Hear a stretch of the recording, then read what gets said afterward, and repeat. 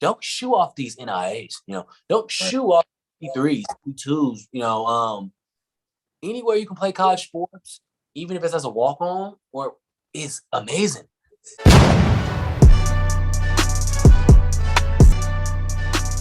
What's up, everybody? Welcome back to the Scholarship Offer System podcast, where we go over everything that has to do with athletic recruiting, mindset, motivation. And we're going to do something different today. I got my boy Antoine Lewis on the other end, and we're going to dig into a little bit of his recruiting story, what kept him driven to actually keep going, and a little bit more. So if you don't know much about Antoine Lewis, he's one of my good friends. I almost can call him a brother if he'll allow it, so he's a 3-star prospect out of Illinois. I want to say Chicago, but I know it's not actually Chicago. So right, it's like about 15 minutes away. Like when in 7th grade, my mom moved outside of the city, but it's so close. It's right there. Right. As I said, I always say Chicago. It's like with me, I tell people I'm from Texarkana, but I went to school 15 minutes away in Redwater. So I mean, it's the same thing in a sense. Right. We're right there. but yeah. So a couple things about Antoine that I felt like were real interesting. I know he was a hell of a corner at Purdue for us, but in high school he played both sides. He was probably just as good as a receiver as he was a corner. And a lot of people don't know that you were that versatile, because the only thing we ever see you do was play corner. So they didn't know you returned kicks, and you did a whole lot. And everybody slept on you, in my opinion, bro. You was the best. But yeah, outside of that, you also had interest from schools like IU, Illinois, Bowling Green. Who else was it? It was a few. You had like a lot of interest from other schools. But so with that being said, I know my intro wasn't the best. I apologize for that. But I was just excited to get that stuff out of me, because I've been holding it in for a long time, man. I ain't even gonna lie to you. But yeah, so you're a 3-star prospect out of Illinois. You end up at Purdue. Can you walk us through that from maybe high school, 9th, 10th grade on up to ultimately when you get to Purdue? Yeah, so appreciate you. Yes, we are brothers. Yes, we are. Man, it's fun. Like once you guys, go to college, you'll be able to see your friends every day and every week. Right. Well, we'll see each other in December. Right. Things like that, for your family, or you move here for work or back home, it's different. But going back to my journey, my high school, like in our area, was known more for like the talent more so than the program. So we were always that program that like we played, because we were in the suburbs. We played like teams that always had 45, 50 kids on varsity. They always had 30, 35 kids on freshman A and B. You know what I'm saying? Well, for us, like, even at the time when the program was very healthy, we only had like 20 kids on A and B and freshman, which was great at the time, considering that now that our rival school, one of my buddies, he's a D coordinator there. He was telling me that they have the varsity now has only 23 kids out of a school that has over 2,000 students. So, so it's like we were like a city team, but we played in the suburbs. I mean, so it was one of those, like one of my best friends, his dad played at Purdue, and he went to our high school. He's from that town. Doc Rivers is one of his best friends or whatever. Okay. One day I was just explaining to him, because like he would pick me up for practice or take me home, or like my buddy's mom or whatever, and it was just me and him. We just listen to music, we just ride. And he was like, "Man, no." I was in 8th grade. We had a really good 8th grade. Yeah. Like on our team, we had a guy that was all state as a linebacker, middle linebacker. Our quarterback had Division I offers. He didn't take, but he's Division I. Like Could have started in the MAC for sure. Oh, Definitely. okay. Our running back, when he was a sophomore, he had like, he's basically all conference, but he was like going up in the area. And then we had three Big Ten players. That's all on one top one team. So we were good. So we always used to winning and blowing people out. And so he was like, yeah, what school you going to next year? Because I know you stay in Bellwood, which is a town away. You can't go to East. What are you thinking? I'm like, well, not thinking about West. At the time, they weren't good yet. Right. I was maybe East. And like these two Catholic schools. No, one was a public school all the way like on the northwest side of the city, which I would have needed a car to get to because it was kind of going to my mom's way to get there every day. Or a school that was the walking distance, 5 minutes from mom's job. And they were good in their good Catholic school. You don't think about Illinois football. Yeah. It's a big battle between Catholic private and public. Right. You look at like the best 20 players of the last 25 years, half are public, half are private. More recently, the next quarterback that'll start at Michigan, he'll be a high draft pick, I'm sure, mid-round. He went to Catholic school. The guy that came, the headliner before him at that same school from my town. He starts to the Giants. He went to that same school. He went to Notre Dame. Mike Allstott was in that conference at Joliet Catholic private school. Donovan McNabb, Price, private school. Bruce Gaston, private school. So it's like that's kind of how they do it in Illinois. It's like private schools have to give scholarships or give aid or donors, and then the rest of us kind of got to fend for self. So I didn't know that, but if I could do it all over again, I would still go to Proviso East because we had a lot of talent, and our coaches really poured into us, even though the program was not. In retrospect, because I'm now a coach, I'm in my 5th year of coaching, and was not as conducive to our success as it should have been. Right. But we made it work. It was like over half of us did at least another sport, whether it be track or basketball or baseball. Only a few people did that. But like we were all, since we did stuff year round, our grades were always up to par, and we kind of had to be. Go to school and have schools, keep interested in you as you're going and as I go. I actually didn't play varsity until I was a junior, which saying that now is funny, but that was like grade school. I was always like, yeah, I'm gonna play varsity when sophomore. Like I just know I am. Right. Yeah, but that's something a lot of kids look over, man. They think they have to be on varsity all 4 years or something like that. It's like, no, you don't. Like just follow the yellow brick road. You know what I'm saying? Right. Hey, I hope you're enjoying the episode. I just want to stop by real quick and let you know that this episode is brought to you by the Football Scholly Bundle. It's literally everything you need to get your son recruited to play college football. I'm talking on the radar, recruited, and then signed. So go check it out at footballschollybundle.com. I'm going to put a link in the somewhere on this video. But I just want to stop by real quick and let you know that. But hey, let's get back to the show. Varsity is not for everybody at certain times. So you get out there and get hurt, you know what I'm saying? Get out there and not taking it serious, then it's all bad. But yeah, it's okay. I was the same way. I didn't get on varsity till my junior year. Like I got on varsity 2 games my sophomore year, but I ain't play. So I was like, I don't need back now. Yeah, and it was like at the time. So my coach, so they were kind of like going me back and forth in the summer between like I would be like on the sophomore team and then the varsity. I didn't want to play softball because I had these goals and I was so ambitious, but it was something along the lines like we get into training camp in August. My coach said something to me. The coach that I was like on my grade level, sophomore head coach, he was like, "You're so dang immature. No way you're going up to varsity this year." What? And it kind of crushed me. But so the first game, I sucked.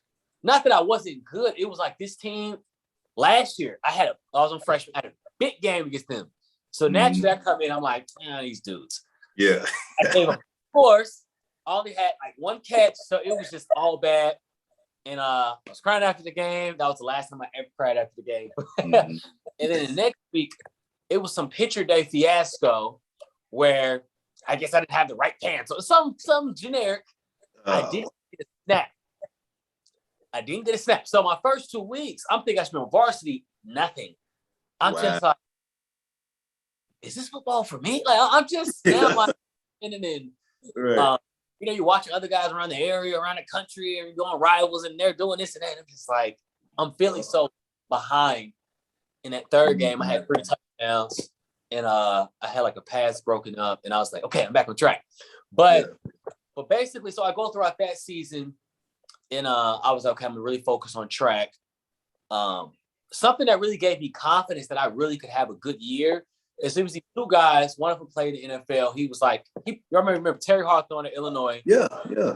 And Craig Appleton. They're both 4 stars. They won a state championship that next year, but they went far like that year. So they ran in St. Louis, in Illinois. Like I talked about the public and the private.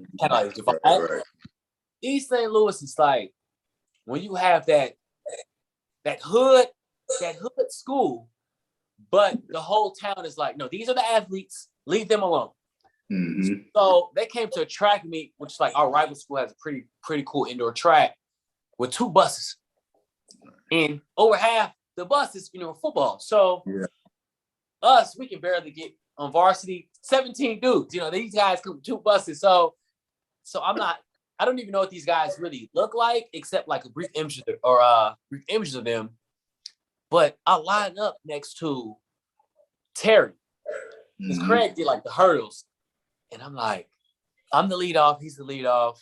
Don't freak out, this is a regular track. Out. This is like one of the big indoor track meets before we get into indoor state and push into outdoor.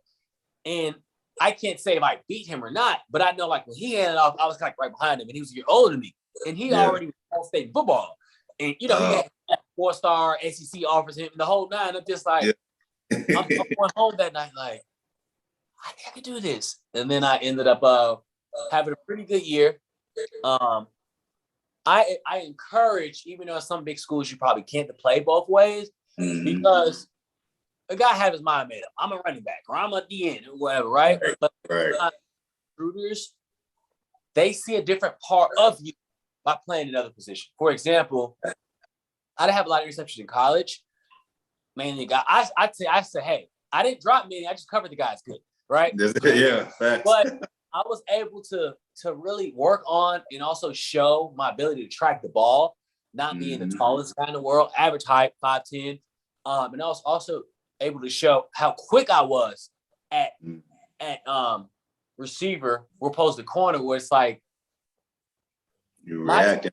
Kind of how I came through the ranks is like right around the time where teams were like, okay, we'll go through receivers, but it was still like games where it was 2 wide receivers out there.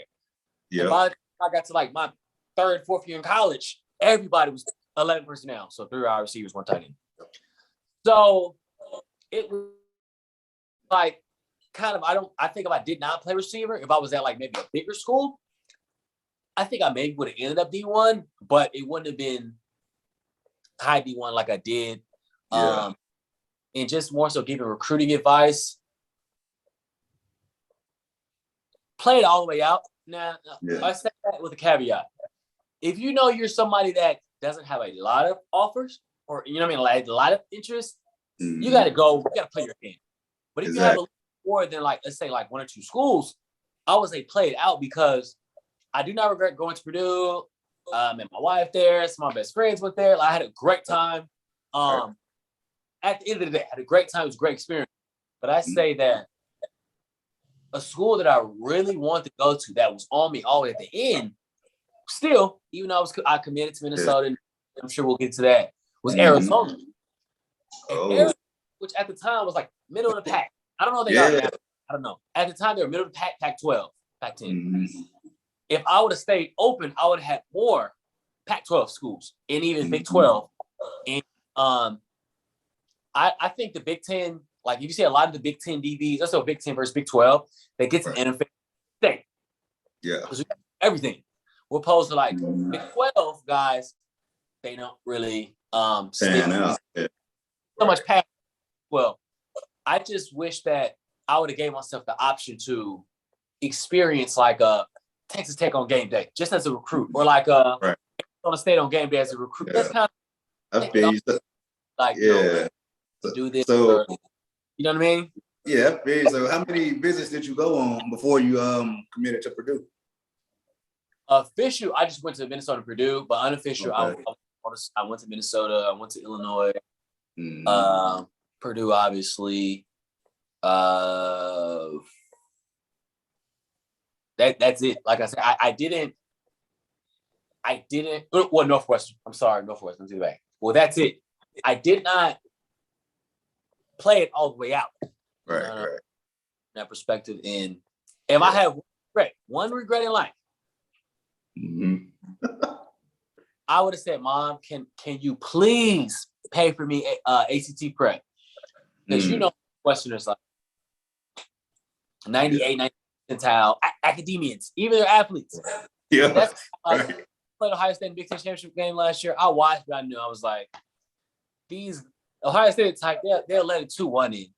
Y'all acting for Ivy League stuff just for a football player to get.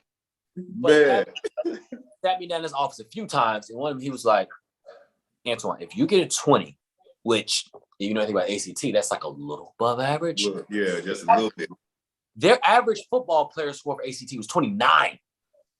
He was like, if you get a 20, you're in.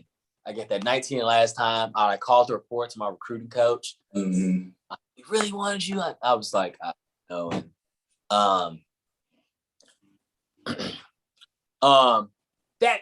That stings, you know? Yeah. Because I still would have probably ended up going to Purdue, but Northwestern is one of those, like, anywhere you go, you guys from Northwestern. Yeah. Purdue, that's expected. Just in my opinion, in the Big Ten, Purdue was like, you guys from Northwestern. Right. It's just that reputation that comes with it. But like I said, that's the one school that I'm like, I maybe would have ended up flipping if I didn't stay here or whatever. So So was that one of the main reasons you ended up at Purdue, or was it a couple other things that so I don't want to say I was thirsty, because like my dad played college football with my cousin, and my mom, she went to college, she got her associate. So like, you know, I was first generation college, like some of us are. Guys watching will be, but I was aware of one of my favorite movies growing up, Friday Night Lights. And like we used to joke, we used to call Shavers Booby Miles because he's a creative player, like literally. So we used to joke around. But I hated when he got hurt, you know, everything kind of like went messed up, you know what I'm saying? So the very first written scholarship offer I got was like early February, my junior year. I think I committed in like the next month. Now that's bad, but I like the two guys that recruited me at the time. They had like two, co-coordinators at Minnesota at the time. Both of them coached the Thorpe Award. So Thorpe Award is like best DB in the country. Right. Yeah. Both of them have coached the Thorpe Award winner before in their career. So I'm looking, Brewster, this would have been my first year, would have been his second or third year. They needed corners. Right. I mean, I went there, kind of hung out a few times. It seemed like it would have been a good time. And Minnesota, they unlike a lot of Big Ten schools, like Purdue, for example, West Lafayette, it's a town. You know what I'm saying? Like, that's a city. Like, you're in the city of Minneapolis. So I thought that was pretty unique. Like, say, being from Chicago, I'm from a big city, so I connected with that. But I committed just to kind of get rid of the uncertainty of it. But in hindsight, in my whole career, including high school and Pop Warner, I've only missed at max a week. And I was in college, and it wasn't even a on the field related injury. It was in the weight room. Wow. Crazy shit. Got us in there trying to hang clean. I end up trying to do a little too much, and I caught it, but my elbows landed like kind of right above my knee, which is, I guess, perfect. One of my wrists is stronger than the other, like everybody's. So the wrist that was stronger, weight, the other one dropped it.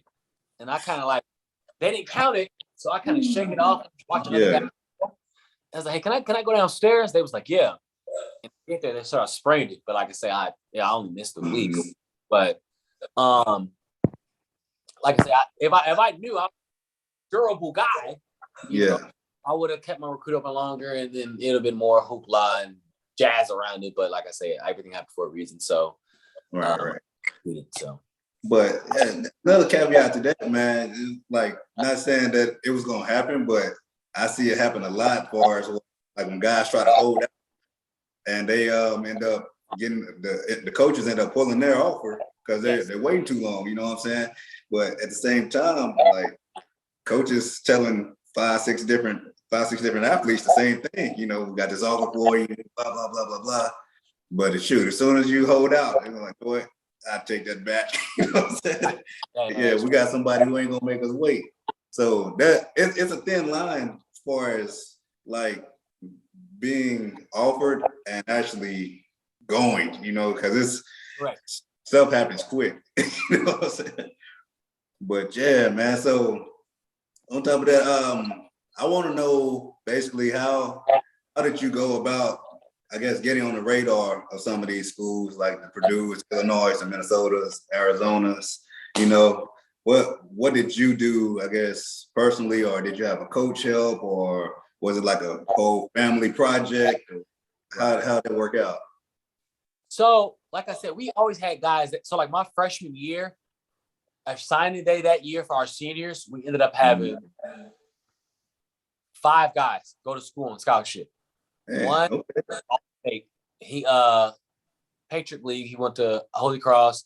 One guy went to Illinois State. I want to say North Dakota State, or like I think a D2 school in North Dakota. Another guy went Patriot League or Ivy League. He went to Fordham, so I don't know if it's Patriot or Ivy League. And we had a guy go D2. And that's the class. And like I thought our class of guys would be better. So if I just sat back on my hands, my coach was very active. He loved helping us get off to, even though it wasn't college sports, but write recommendation letters. You know what I mean? He was one of those guys. That was probably his favorite part about the job, besides winning on Fridays. But so I would have been good. And then my buddy, my best friend, he was already like a 4-star. So I feel like when they circled the wagons on him, I was just kind of right there. I would have been good, but I've always had like that, let me try stuff, see if it works mindset. So after the season, this is how you know it's old school. We had actually highlight DVDs. You know, y'all that's watching, y'all have Huddle, which is convenient for everybody involved. It was a fairly low price. The guy that did our highlight tapes was very good. He had like one you could make like the watch on your own with your buddies that had like music in it and graphics, or he had one like straight from this to this, you know. Yeah, strictly business. Yeah, I think it was like $150. And you could I think I like photocopied, if I'm saying it right. So I had like I had 2. Well, one of the graphics, one of the regular, and I'm like 20. I went on Google, like who was the DB coach at Michigan? Okay, I wrote his email address down, his email address, name, and then like once you on the mailing process, I put like his name, his address, where the office is. Attention to Ron Lee, DB coach. I did that for like, no lie, at least 15 schools. And before I got to get to that second batch, I start getting handwritten letters. So, you know, like handwritten. Now, hindsight is 2020. They're so busy. Maybe like their assistants do that stuff. I didn't know that. I found out once I got there. But it was not just one handwritten, but they were handwritten. Some are coming to my house. Some are coming to my coach who give it to me. So, like I say, I ended up sending that stuff out like January, like kind of when I first started back around the Christmas break. You have time off school. I had more time to do that stuff. And coach would hand me letters. You know, I would get letters from my mom. It's going. I didn't get a chance to get to my second batch yet. And one day I remember it was like 5 or 6 of the girls that we were very tight with, cool with. You know what I'm saying? It was me, my buddy. There was like 4 or 5, so like 10 of us in the hallway, kind of high school stuff. We just hanging out. Go to gym or lunch or something fluky like that. And he give me something. He say, "You want to open this up?" And I'm like, "It's mail, you know, like you know." I get to it later. Like, you know, on the way to track practice or when I get home, and it said, "Dear Antoine Lewis, we're excited to offer you a scholarship." Now, I knew what it meant because I know how hard I worked to get it and to try to get it. Right. I think it was just my 17-year-old brain didn't really calculate it like that. I just was like, "Thanks, coach. Put it in my bag." And it was like, He was like,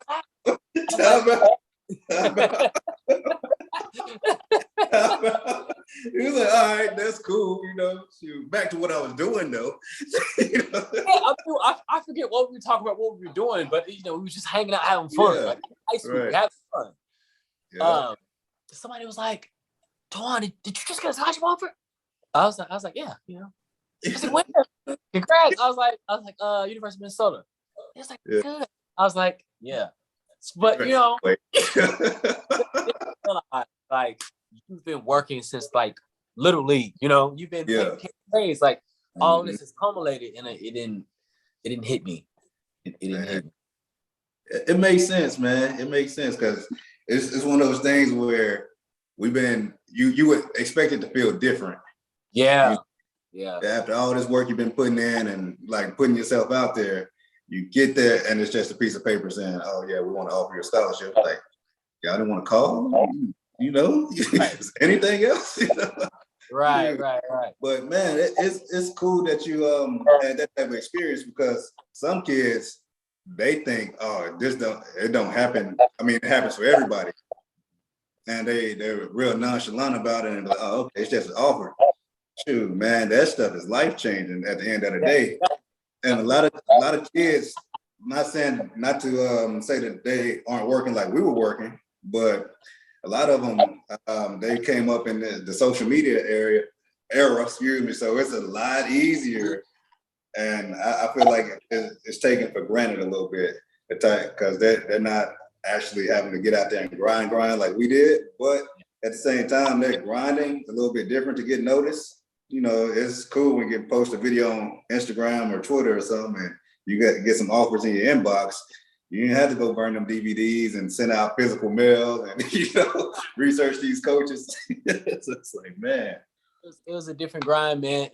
And that like highlighting my experience right there, just as an athlete, I've been in team sports since 5th grade. Every year of my life since I've been involved in team sports. Not like I'm at the office, I work with Johnny and Susie, which is great. Yeah. Actually on a team or as a coach player. Yeah. So that right there was, I don't want to say the peak, but something I can pinpoint to what I realized I had, and I didn't realize this till last year. I had destination addiction. Okay. Now, athlete, we have practice, workouts, private practice, games, press conferences. We always have things that's happening. And it's hard for us, especially, if you're cognizant, to just sit down, enjoy, and live in the moment. Right. And as an adult, I had to realize, like, when am I going to just sit back for a few days and reflect and enjoy? When is enough? What is enough? Okay. And I realized just being an athlete, it's pros and cons, but that was like a negative.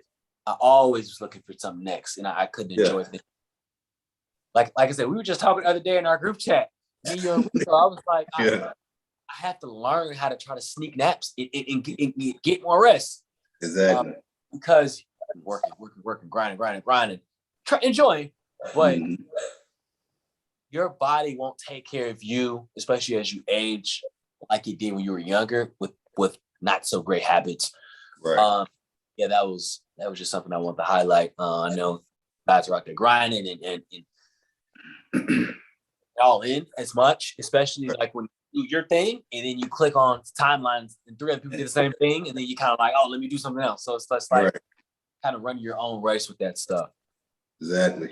And I feel like that's another deal that a lot of these kids are going through now. It's like they have so much access to everybody else, and they don't have to go look for like the next best athlete or the next guy who's getting recruited or whatever. It's like right there in your face, boom. Buddy just caught a touchdown and did a backflip. Shoot, now I got to do 2. So it's like they don't get the opportunity to, I guess, bask in the moment of what they just did, because like you said, it's always something greater that's showing up. And it's like, man, they feel like they can never be enough, but that's not always the case. You know what I'm saying? So I definitely agree with you on destination addiction. That's a real thing.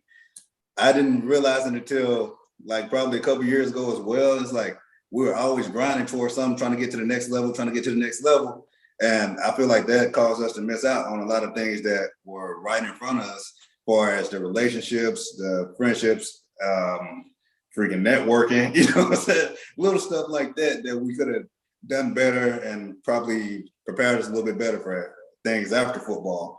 But yeah, man, it's a real thing, man. And I'm glad you touched on that, because it's crazy. But I do want to get back to that Minnesota offer. So what came after that? Like who jumped on the Antoine Lewis bandwagon after Minnesota sent that offer out? So they offered me and I committed within like a month. Yeah. Most schools were like, I would see them in person, would come to the school. Mm-hmm. Some of them would ask, how serious are you about it? And then some of them would just like be cordial, but they wouldn't try to waste their time and their energy, which is understandable. But my actually scholarship offer I got next was Bowling Green. And then like a few days later, I got Purdue. Like, what's going on? Yeah. Yeah. Oh, it's good, and right. They just like, we don't care. Mm-hmm. Yeah, so that how that went. And then, like I says, I wasn't even like, I'm about to tell a story and it won't sound believable, and that's fine. But Purdue, I knew of them, obviously great academics, and then then my buddy, his dad played for Purdue. Right. You see him on TV, Purdue, and even if you're not watching that, they'd be on TV sometime and stuff like that. But it was like, so my buddy's dad played like, because we was a Rod Wilson Hall of Fame induction. Oh wow. Died. Quick story. And Rod knew him. Like, I don't want to say Rod personally invited him, but I mean, when he came, like we were talking to Rod's family. Yeah. He said that he was Rod's host. They both played safety, and Rod played everywhere. And he was saying, I think that, like what they did with their team, and they had like some pretty good wins, like some high-ranked teams, or whatever. Was kind of one of the reasons I Rod was like, you know what? Even though I'm like a 5-star, I'm looking at Purdue. So I guess so the reason why his dad was on campus, it was me, him, his son, my buddy, and like his frat brothers who play. He's one of our coaches as well. He played college football as well. We went, and I guess I told the guy that was recruiting me that I was coming or whatever, because like he would call me every week, or he would come to school sometime, even though I was already in it. No lie, one of the they call like the basically like one of our like woman ambassadors for like recruiting. They were like, "Oh, Antoine, can you follow me?" I follow to the locker room. But when I get in the locker room, it's empty because the guys are on the field warming up. I'm literally just looking around like, whatever. And out of nowhere, coach like kind of like beeline to me, gives me a big. It's Coach Hope, the head coach. Oh man. He was like, he gave me the whole situation about everything I already knew about. Right. He was like, this is a great opportunity for both of us. You get a chance to potentially get on the field early. Same right if they give everybody else. But he was like, really, like I think very highly of you and your mom, and if all goes well, I'll be visiting your house in the next month or two, and blah blah blah. But he was like, I left warm-up. This is what got me. I left warm-ups of my game I'm about to coach in 15 minutes to come in here and let you know that I acknowledge that you're here, even though you're committed to the other school, to say, hey, I'm serious about this, and if you are, we can continue this process. And then he ended up leaving out, and then the lady came back in to get me, and then she walked me back to the stand. So by the time like national anthem, I was back in my seat. Yeah. If I think back, I don't know if they won or lost, but it was a very close game. Mm-hmm. It was like even now, like they hooked up the stadium now, and kind of it's a big school, but it didn't feel that big. Like, it didn't feel like Illinois. It felt like really, really big, even though it's not in retrospect. Or Minnesota, it's a brand new stadium. It's in the city. Like, it just has some small school, big school kind of feel to it. As we were leaving or going away, driving back home, I was like, I can see me going there. You know, it's just kind of like, like that. What kind of sealed it for me. I went to Minnesota on my official. I can read energy, right? I think we all have an instinct. I was reading articles that the athletic director or the school president, one of the two, had issues with the head coach. And it just was weird. I just sensed that. I sensed it. I'm like, their vibe when I was in the room, we kind of was, visit, we're eating and just chopping it up. It just felt funny. Like, so I decommitted. Commit to Purdue the same weekend of my official. They were hurt. They were upset and whatever. But played them for our homecoming. My freshman year, I redshirted. Yeah. He got fired after that game. Wow. So even if I would have been out there, been a star as a freshman, blah, blah, or even, too deep, what I thought was going to happen ended up happening. So I'm like, I'm glad I trusted my instincts. It all worked out, but I just was like, something felt fun. It wasn't necessarily that I was 1,000% going to go to Purdue, but like that Minnesota thing just felt really odd. But when I went that prior spring, nothing was up. Everything was fine. It was normal. And then that fall, I don't know what went up. I feel you, bro. And a nugget I don't want people to miss out on is like you took an unofficial there first, checked it out, and then went back for an official. And that's where sometimes you get a better feel of it on an official visit because you get more like FaceTime with the coaches and everything. And you get the actual experience in a sense. You know what I'm saying? So it's like, I'm glad you did that because you ended up at Purdue with us, of course. But at the same time, a lot of kids overlook that and they just jump right into it like, oh, this is where I'm going to be. And they don't look at the little things. You know what I'm saying? They don't read articles about what's going on at the school. And it's like they overlook it because all they want is to offer. It's more to it than that. At the end of the day, this is where you potentially going to be for the next 4 to 5 years. So it's like you got to put in a little bit more due diligence than just, oh, they offer me, that's where I'm going. Nah, you got to know if it's a good fit for you. It's like when you talked about Minnesota being in the middle of the city and Illinois feeling big, but it's like Purdue was a perfect fit for you because it was a big school with a small school feel, and it just worked out. And a lot of people don't take that into consideration. And I just didn't want people to miss that. But yeah, so one thing I did like what you said is when you said Coach O came off the field to come greet you. He's one of my favorite coaches, hands down, right? And like he kind of did me the same way. I didn't even know who Coach Hope was, for the most part until I started digging into it and doing my research. I was like, oh, he seems like a solid dude, and a lot of coaches don't do that. Like other visits I went to, I didn't even see the head coach, Right. So, like, man, who's this guy? So I feel you, man. It's all about matching energies and going where you're celebrated and not tolerated. Right. That's one of the things a couple of my mentors always told me. Like, if you go somewhere where you just tolerated, you ain't gonna enjoy it. And with that being said, man, you signed to Purdue, redshirt your freshman year. How did you feel after that redshirt year? Well, during that redshirt year. During the redshirt year, we were still building as a program. So of course I'm like, I should be out there. Right. But like, I'll give you an example. Like when we played schools that were good, I was see how like their DBs looked. I was I'm redshirt. I can get stronger. I can stand, and learn different things about the game. And then also too, redshirting was great for me academically from the perspective of, I don't want to say there's no simulation for college classes because now they have AP classes and they have, dual credit courses in high school. Awesome. But I think just me as a student, I was not ready for a like say a full load of classes. So, me being able to redshirt, that first semester, second semester, I was able to get to a solid start before I got into the slate of actually playing games every week in the fall and stuff like that. So it worked out. Okay. Yeah, I feel that.